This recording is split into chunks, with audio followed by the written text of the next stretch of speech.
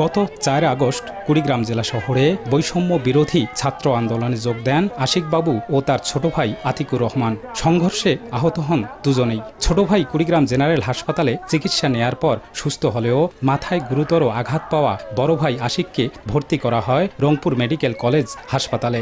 অবস্থার অবনতি হলে কয়েকদিন চিকিৎসার পর তাকে রেফার করা হয় রাজধানীর বঙ্গবন্ধু মেডিকেলে। দীর্ঘ 28 দিন চিকিৎসাধীন থাকার পর রোববার রাতে মারা যান তিনি।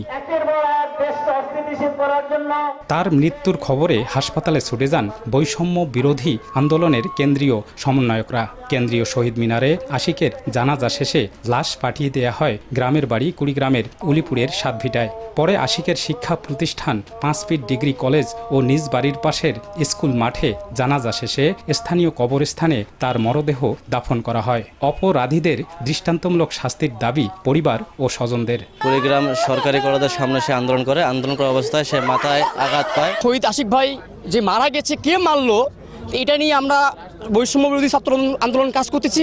এটি পরিকল্পিত একটি হত্যাকাণ্ড এবং এই হত্যাকাণ্ডে যে সন্ত্রাসী গোষ্ঠীরা জড়িত ছিল প্রত্যেকের সর্বোচ্চ শাস্তি আমরা দাবি করতেছি। আশা আকাঙ্ক্ষা যা ভয় ভবিষ্যৎ যা আছে তার ওদের উপর আমি নির্ভর করছি।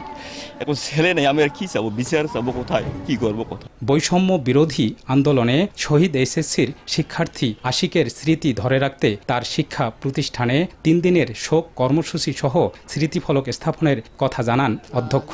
5 ফিট কলেজে 1 দিন সাধারণ ছুটি এবং 3 দিন শোক পালন করার জন্য আমরা কর্মসূচি গ্রহণ করেছি। স্মরণ করে রাখার জন্য একটা স্মৃতিফলকের পাশাপাশি গভর্নিং বডি সহ কর্তৃপক্ষ মাধ্যমে আমরা করার চেষ্টা করব। বাদশা সৈকত, সময় সংবাদ, কুড়িগ্রাম।